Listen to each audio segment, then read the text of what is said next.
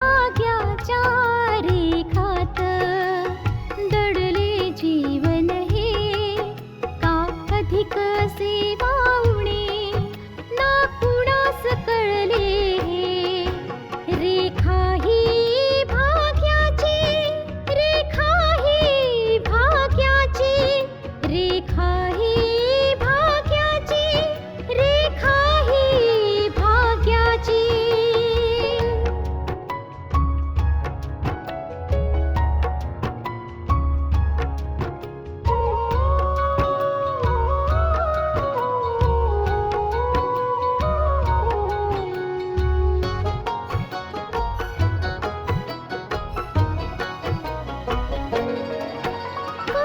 फुलाच चेहरासा दिसतोय परक्याचा, फुलाच चेहरासा दिसतोय परक्याचा. नसे सुटणार नाजूक गुंता दोष न चरख्याचा. फुले मी म्हटले जे होते पाहुणे ते, तरी आळवीत जाणे मी जीवन गाणे हे.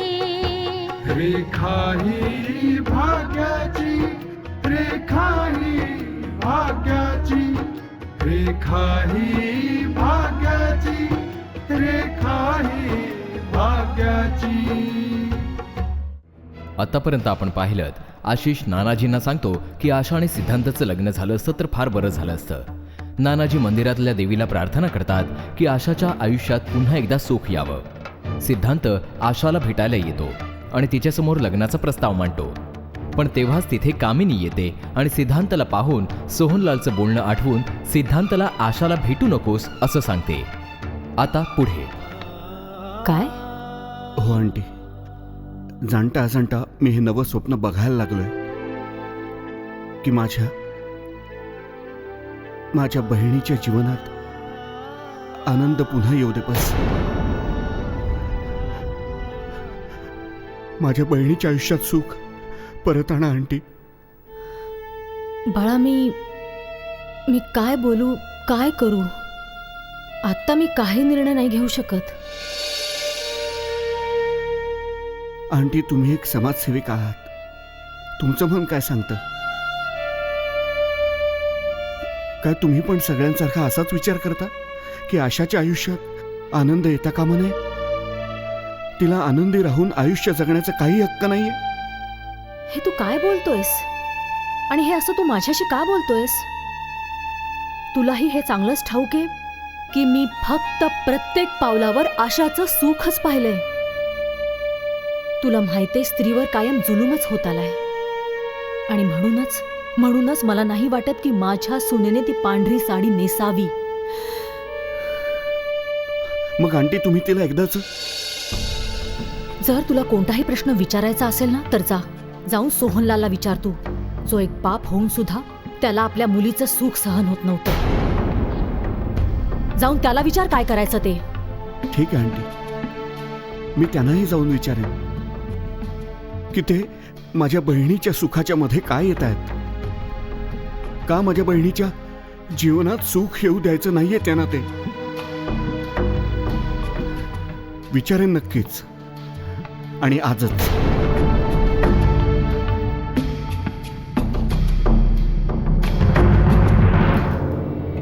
हा तर तुमचा कमकुवतपणाच म्हणायला हवा ना इन्स्पेक्टर, की मला तर तुम्ही फक्त संशयाच्या आधारे तुरुंगात टाकलं होतं. आणि तो विपुल शाह, ज्याच्याविषयीचं सत्य सगळ्यांच्या समोर आलेलं आहे, तो कायद्याच्या डोळ्यात धूळ फेकून गायब झाला.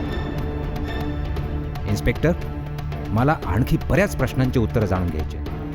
सगळ्यात आधी तर तुम्ही या विपुल शहाला टक्कर. हो ठीक आहे, थँक्यू. काय माहित हा विपुल शाह कुठे गायब झालाय ते. पोलिसांनी त्याचा काही पत्ता लागत नाहीये. तुम्ही काय एवढी चिंता करताय आहो? त्याला पकडणं पोलिसांची जबाबदारी आहे. कुठपर्यंत पळू शकेल तो? सर,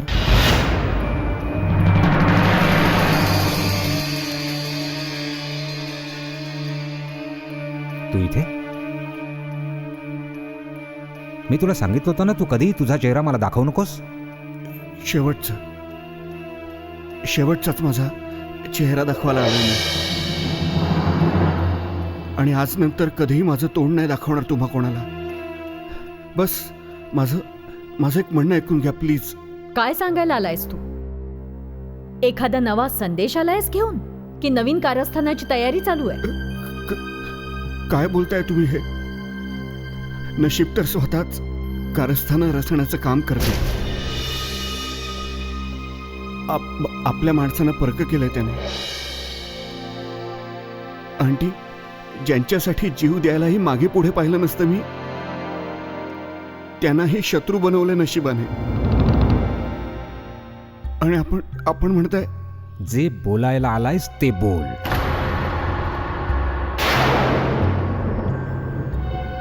हे बघा, मी फक्त हे सांगायला आलोय की माझ्याकडून काही चूक झाली असेल तर तुम्ही मला माफ करा.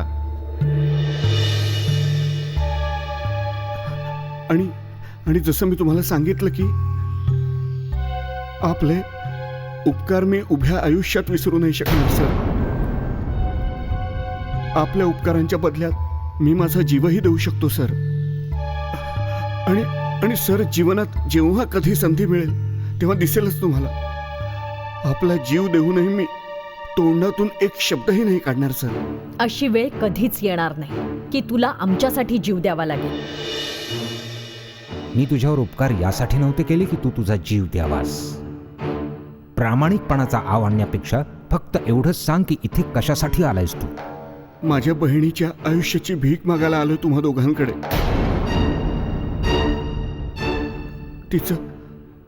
तिचं आयुष्य पुन्हा एकदा मार्गी लागू दे. उदास तिच्या आयुष्यात आनंद भरून राहू दे प्लीज. ओ, तर आशाच्या बाबतीत बोलायला आलायस तू? आम्ही कुठे तिचा हात पकडून ठेवलाय? हे बघा आंटी, हे बघा, तुम्हा दोघांची इच्छा असल्याशिवाय कदाचित हे होऊच शकत नाही.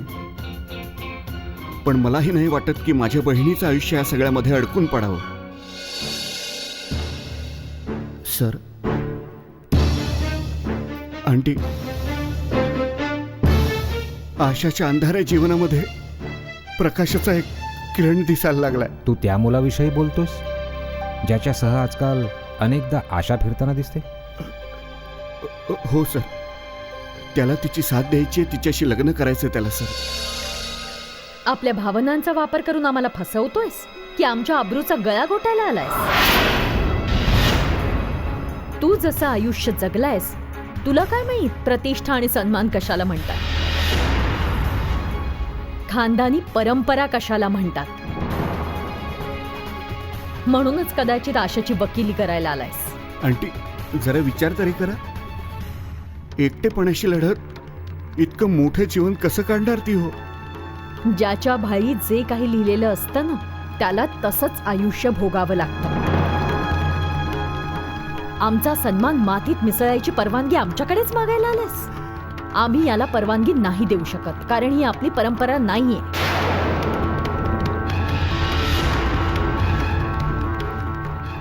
उत्तर ऐकलंस ना तू? आता तू जाऊ शकतोस. कोणीतरी अगदी बरोबर म्हटलंय, स्त्री स्त्रीची सर्वात मोठी शत्रू असते.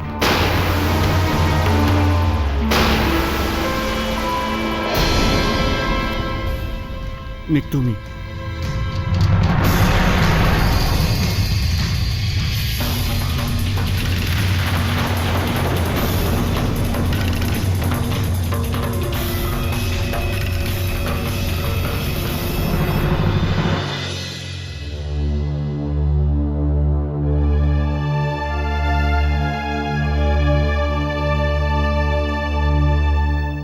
जर तिच्या आयुष्यात घुसमटत जगणं लिहिलंय ना तर ती तसंच जगेल. तू भले लाख रंगीत साड्या नेसायला देशील तिला कामिनी,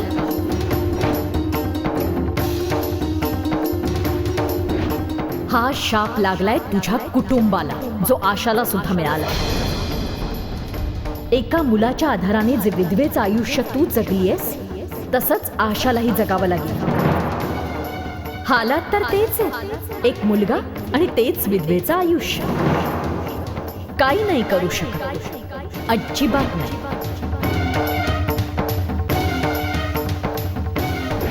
ती विधवा आहे तर तिला काय सवाशीण म्हणू. आणि जर तुला हे बोलणं सहन होत नसेल ना, तर तू इथून जाऊ शकतेस कामिनी. हा शाप लागलाय तुझ्या कुटुंबाला, जो आशाला सुद्धा मिळालाय. परिस्थिती तर तीच आहे, एक मुलगा आणि तेच विधवेचं आयुष्य. हा तुझ्या खानदानाला लागलेला शाप आहे. नाही, हा जर अभिशाप असेल तर मी हा अभिशाप नष्ट केल्याशिवाय राहणार नाही. तू जे बोलत होतीस ते चुकीचं आहे हे मी सिद्ध करेन. तुझे टोमणे आणि अभिशापाच्या अग्नीमध्ये माझ्या सुनेचं आयुष्य नाही होरपळणार. तिच्या सुखाला, तिच्या आयुष्याला तुम्हा लोकांच्या टोमण्यांना बळी मी नाही पडू देणार. आता भले काहीही होवो, आशाचं आयुष्य पुन्हा फुलेल. आशाला मी पांढरी साडी नाही नेसू दिली. आता ती गोष्ट अशा प्रकारे पूर्ण होईल की माझी मुलगी, माझी सून सौभाग्याचे वस्त्रालंकार पुन्हा एकदा घालेल. नव्या नवरीचा शालू पुन्हा एकदा तिच्या अंगावर असेल. आणि मग मी तुला म्हणेन की गायत्री, आता माझ्या सुनेचं लग्न होणार, नक्कीच होणार. रेखा ही भाग्याची.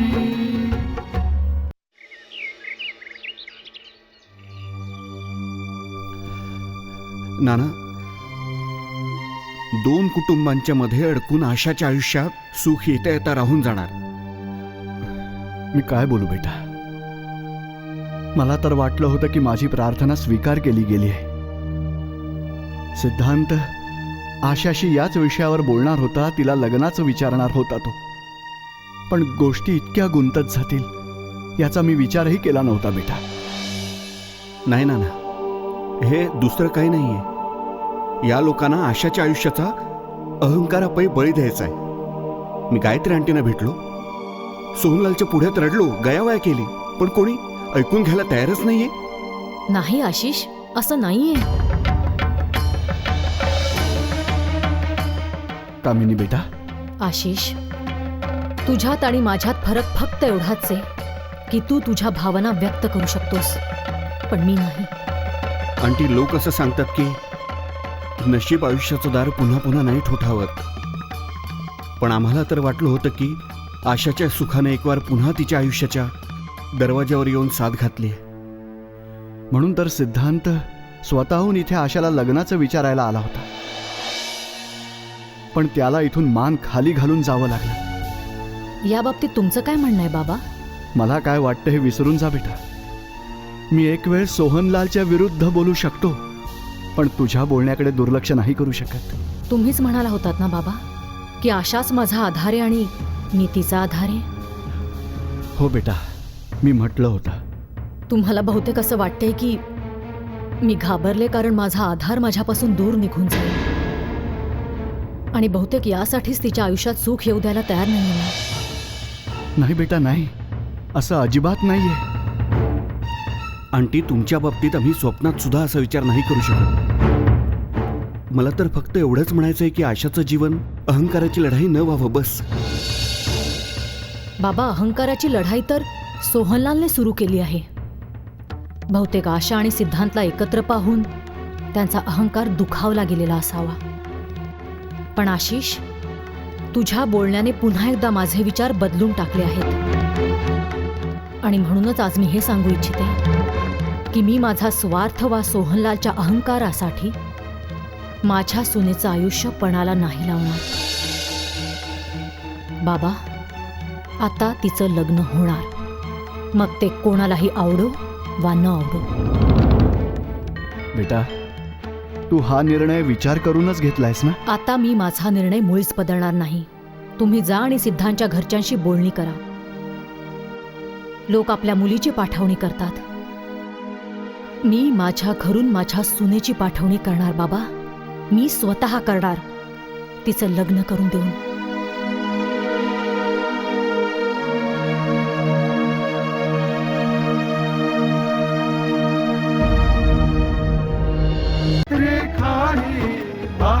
भाग्याची.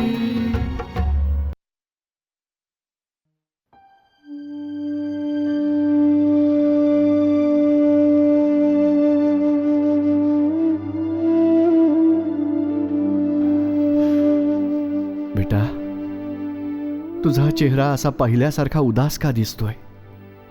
ते तुझे हसण्या खिदळण्याचे दिवस काही दिवसांपुरतेच होते. नानू, तुम्हाला नाही माहिती. खरं म्हणजे मला माहिती आहे ते बेटा.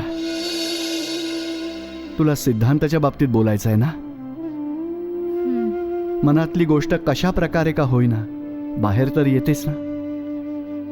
आणि आम्हाला माहिती आहे की सिद्धांतने तुझ्या बाबतीत काय विचार केलाय ते.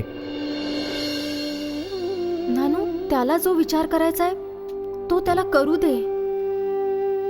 पण मला असा कोणताही विचार नाही करायचा आहे. बेटा, तू असं का बोलतेस? मला तर हेही नाही माहीत की काय खरं आहे आणि काय खोटं आहे. अशामध्ये कोणताही निर्णय कसा घेऊ शकते मी? नानू, मी माझं ठरवलंय. जोपर्यंत माझी स्मृती परत येत नाही मी कोणताही निर्णय घेणार नाही. जरी सगळं आठवलं तरी सुद्धा काय बदलणार आहे बेटा? नानू, कमीत कमी हे तरी समजू शकेल की काय खरं आणि काय खोटं आहे. एकीकडे मला सांगितलं जातं की मी विधवा आहे म्हणून, आणि मी माझं आयुष्य एका विधवेसारखं जगलं पाहिजे. दुसरीकडे सिद्धांतला माझ्याशी लग्न करायचंय. अशामध्ये कोणताही निर्णय मी कसा घेऊ? तुझ्या सुखाच्या मार्गामध्ये खूप अडथळे आले आहेत बेटा.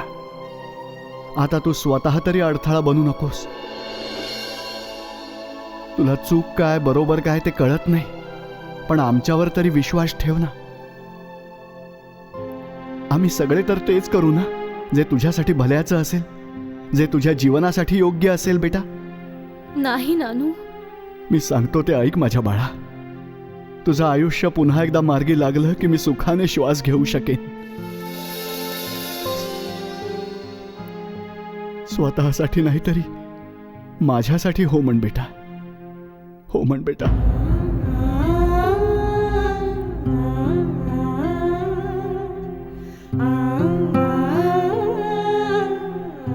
ठीक आहे नानू. जर तुम्हाला वाटतंय की हेच योग्य आहे, यातच जर तुमचं सुख आहे, तर मग ठीक आहे. तुम्हाला जे योग्य वाटतं ते करा. बेटा, तुझ्या होकारामुळे आम्हा सगळ्यांची स्वप्न पूर्ण होतील. मी सिद्धांताच्या घरच्यांशी जाऊन याविषयी बोलेन. मी स्वतः तिथे जाईन. मी स्वतः तिथे जाईन.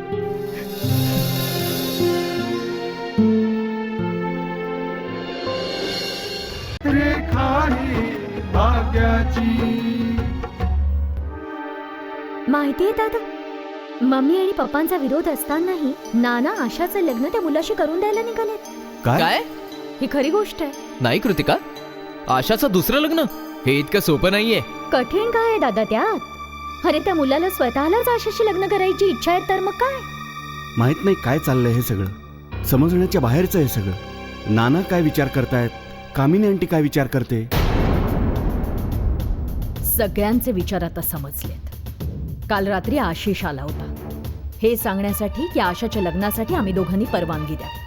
काय?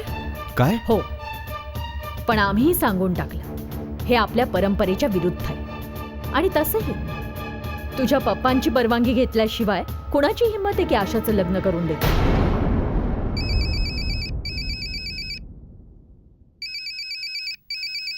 कामिनी?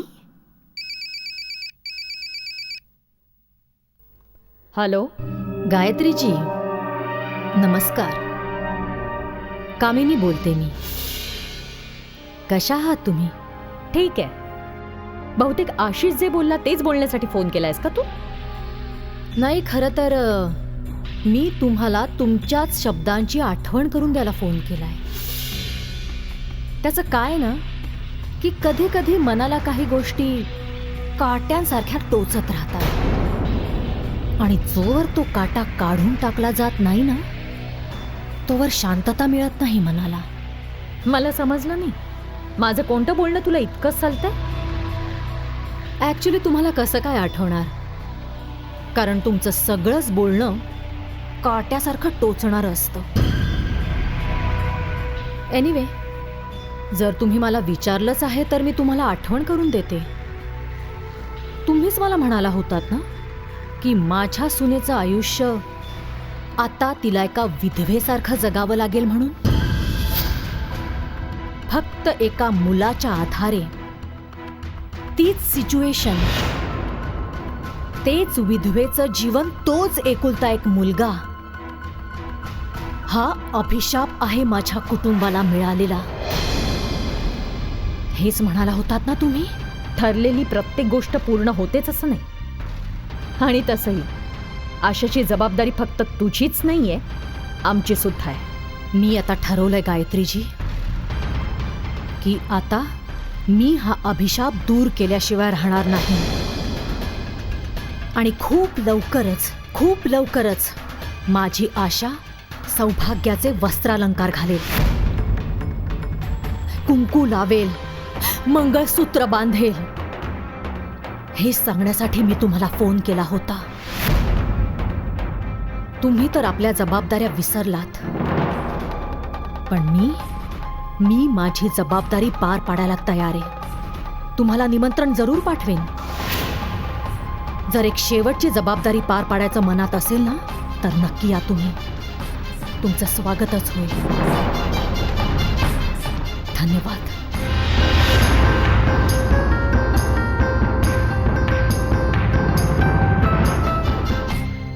काय झालं मम्मी? काय म्हणत होती ती? आशाच्या दुसऱ्या लग्नाचा निर्णय ऐकवत होती. असं दिसतंय की गोष्टी खूप पुढपर्यंत गेल्या.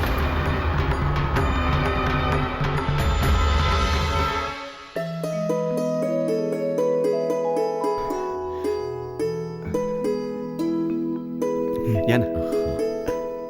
अंकल नमस्कार. अरे ये. नमस्कार. अंकल, हे माझं नाना. नमस्कार. नमस्कार. या ना, बसा. ही माझी मुलगी रिदिमा. सुखी राहा अंकल. बेटा. बसा ना प्लीज. हो. सुहासिनी, चहा नाश्त्याचा बंदोबस्त कर. बोला. अंकल, सिद्धांत दिसत नाहीये. तो तर सकाळीच निघालाय. बरं. अंकल, ॲक्च्युली मी त्या दिवशी पहिल्यांदा तुमच्या घरी आलो. तुम्हा सगळ्यांना भेटून खूप आनंद झाला. असं वाटलं की मी माझ्या कुटुंबामध्येच बसलोय. अंकल, इतकं चांगलं कुटुंब, एकमेकांविषयी इतकं प्रेम, आणि नाना सर्वात मोठी गोष्ट ही आहे की इतके उत्तम विचार आहेत या लोकांचे. अंकल, हे सगळं पाहून माझं मन आनंदाने भरून आलं होतं.